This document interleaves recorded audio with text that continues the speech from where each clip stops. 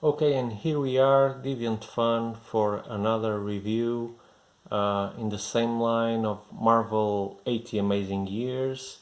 This is something that complements the Marvel 80 Amazing Years, which focus more on the story of Marvel, its participants, editors, artists, and some of the story as a company. Alongside with the how the characters emerged and who created them and etc. But this one, this little gem, focus, like the title says, on the history of the Marvel Universe itself.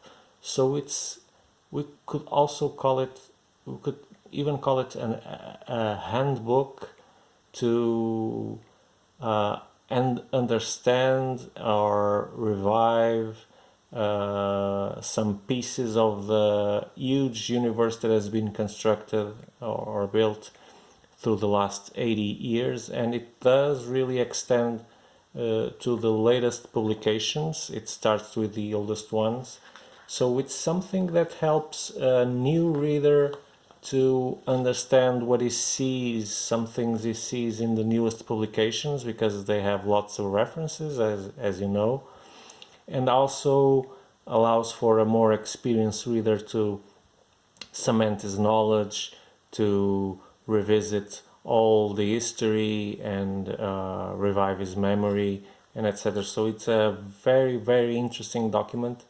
It is presented in a way that Galactus is talking with Franklin Richards. So we have the Destroyer of Worlds telling the history of the Marvel Universe to what he has seen and heard from all of the entities in the cosmos about the planet Earth and everything that has surrounded or interacted with it. So Franklin Richards is the ultimate creator of universes and worlds.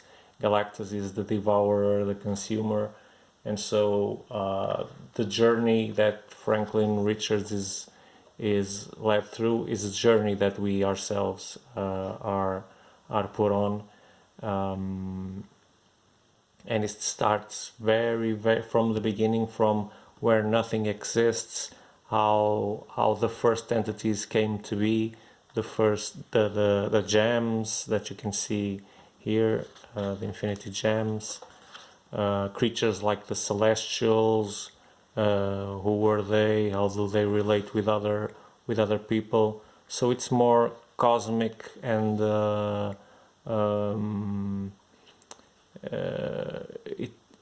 it goes through all the races like the Kree, the Skrulls, and etc.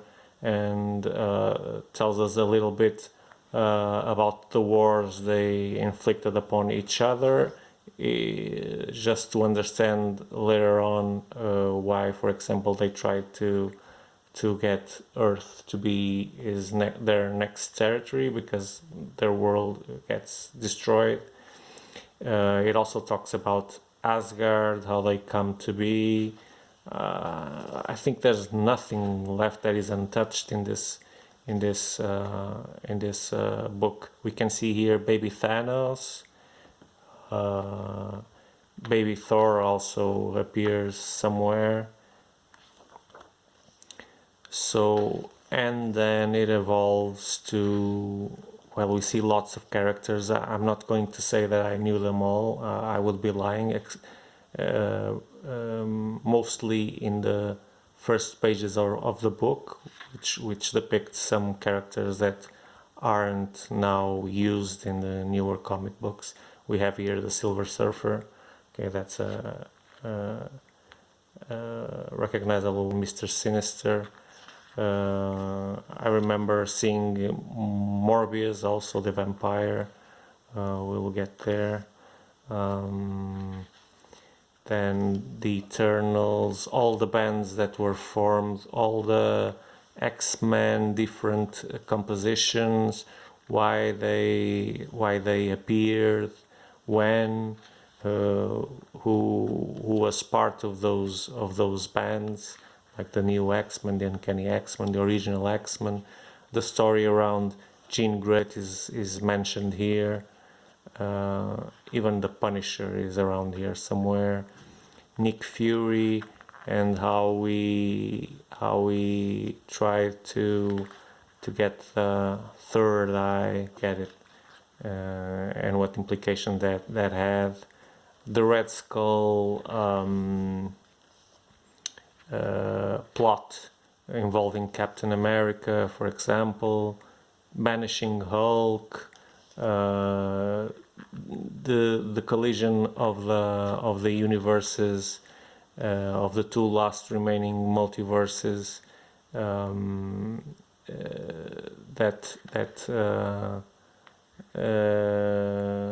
that was, well, not avoided, but it was dealt with by Doctor Doom, who created a universe with the fragments of both universe and rewrote the history.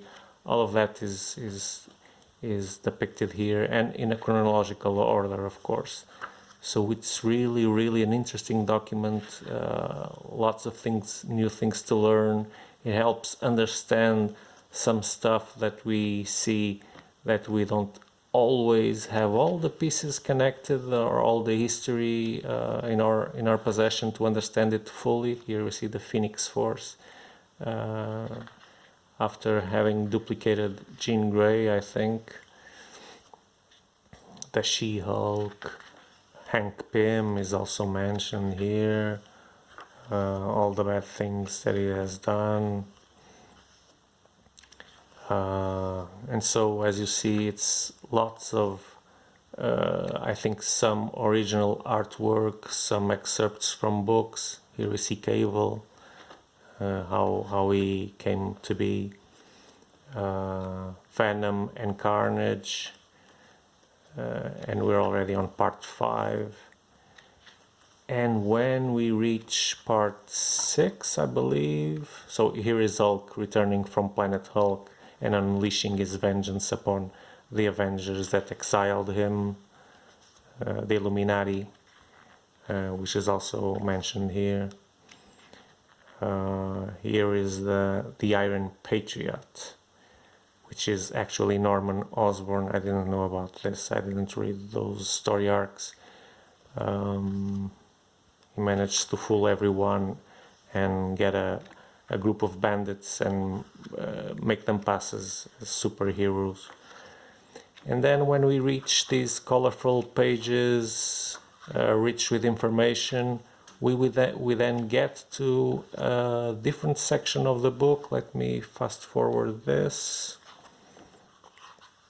where for each section it will give you extra detail, tell you in what issues did the events occur, which is awesomely useful to understand. If we were interested in some part of the story, we can know in what issues that was dealt with, and we can try and buy them, get them, read them, whatever. So, and here you see it's actual images from the original comics. So there's lots of stuff to read and learn and revisit here. So it's almost half of the book. It's really cool to have the references to the releases that include those story arcs and etc. It's really useful, these annotations as they call them. So it's another super recommendation for Marvel fans, and we also have the appendix with all the individuals, all the characters, and some neat pin-up covers here. Let's just take a look. So this is another document, another great edition from Marvel, for Marvel fans, for knowledgeable fans, for fans that sometimes get overwhelmed by the by the immensity of characters and storylines that converge one with another. So this is really a helpful, I'm going to say tool, but it's an ugly word for such a beautiful book. So highly recommended by us. You can buy it at Deviant.fun. If you don't, take a look at it, because it's really an important document. That's a better word for it. It's a beautiful crafted document. So stay tuned for more videos. Follow us on YouTube, on Instagram, and mostly on Facebook. And visit us at www.deviantfun.biz. It's our online shop. So see you around.